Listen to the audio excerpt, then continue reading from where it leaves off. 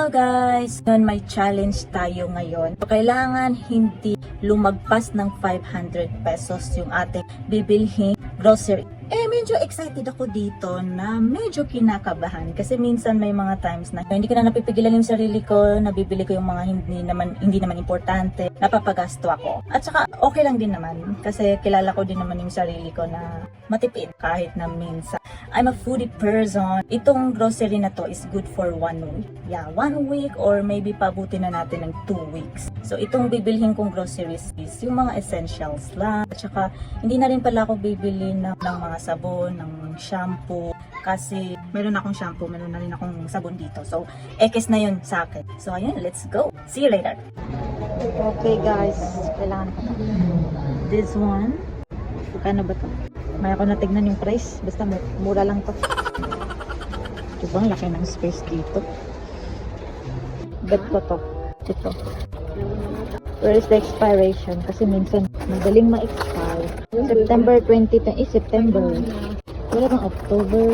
Guys, ito yung ayaw na ayaw to ng mama ko. Itong mga pagkain na to. Chicharon. Pero sabi nila hindi daw pork. Nope.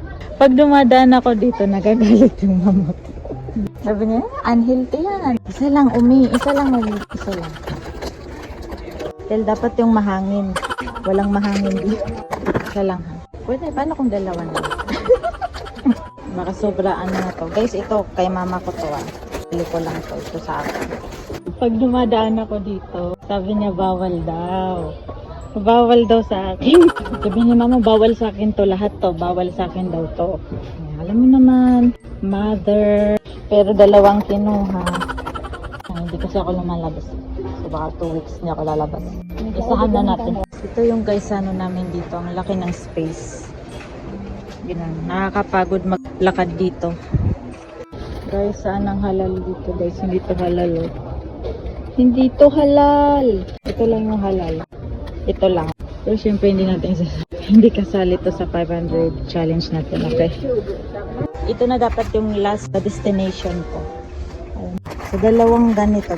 So, dapat tapos na ako dyan kasi yung eggs pala. Tingnan natin kung kakasya yun. So, ito yung sa akin. Ito yung kay mama. Ito yung sa akin guys. So, ayan guys. Last na to. Promise. Last na. Ayan guys. Ito guys. Last na to. Promise. Ayan guys. I'm home. Nasa harapan ko yung mga pinamili ko. Tingnan natin kung successful ba to. 500 challenge na to. Nandito ang ating pruweba. Ang ibang groceries, kay mama yon. Di yun kasali guys. Kasi ito lang yung pinamili ko guys. Hansel. Mawawala pa ba to? Piatos. Ito yung pinakaayaw ng mama ko. And ayun guys, yung alcohol dahil ubos na yung alcohol ko. And of course, Adult Plus. Hindi ko mawawala sa sa groceries. Hindi ako pwedeng mawala ng Adult Plus kasi tumatanda na tayo guys at yung ating buto-buto kailangan na nating protektahan. At yung eggs guys, large yung size nun. So nasa refrigerator na siya. Ilagay ko na siya sa refrigerator kasi nabasag yung isa. So kailangan ko na siya lang ilagay sa refrigerator. So 12 eggs yung binili ko. Tingnan natin kung umabot ba ng 500 or lagpas 500 yung mga napamili nating groceries. So I can't wait. So, kinakabahan ako ng konti kasi malay mo, di ba? Nagbago na yung mga price nito kahit medyo maliit-liit to, pero hindi mo lang, di ba? Maraming nagbago sa mga price na to. So, let's see. Tingnan natin yung price ng Hansel. 57.25 plus. So, dahil dalawa na yung binili kong piatos, so it means 39 lahat. Okay, so ulitin natin. 57.25 plus 39 plus itong Bear Brand Adult Plus. 17.50 bawat isa nito. Pag 1 dozen yung binili mo, hindi pala 1 dozen, 16 pala to guys. 1 dozen. 16 to. Naku, math. Ay, naku, hindi talaga akong magaling sa math. Sorry na guys. 16 pala to guys, hindi to 1 dozen. 16 times 17.50 equals 280. So, 280 to lahat. So, ulitin natin. 57.25 plus 39 plus 280. May kulang pa. Itong alcohol natin, 22.75. At yung itlog, yun yung last. Yung itlog guys is yung price niya ay 137.90.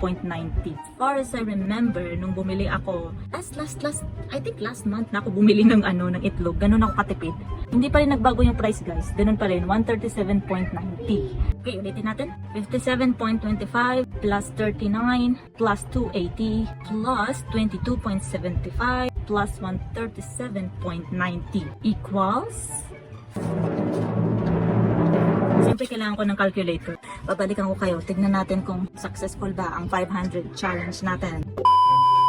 Oh my guys, failed tayo. Hindi tayo successful sa challenge natin. So ang amount lahat nito ay 536.90.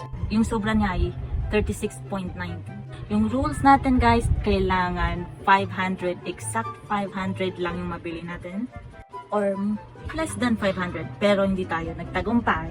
Wala tayong magagawa. Kahit na minus ko to, kasi parang nagdadalawang isip akong bumili nito eh. Kasi alam kong may kutob ako na baka more than 500 siya. So kaya medyo nagdadalawang isip akong bumili nito. Let's say na minus ko to, pero kasi yung price nito is 22. So 22.75.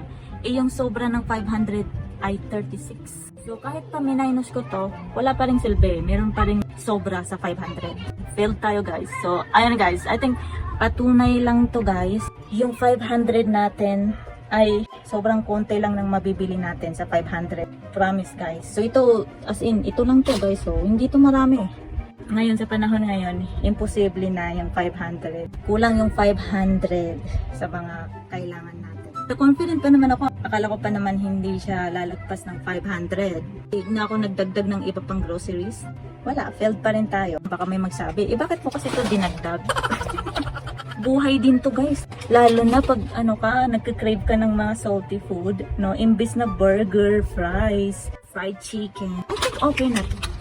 Yes, satisfied na yung cravings ko pag nakain ko to. Kasi minsan nagka-crave talaga ako ng mga fast food.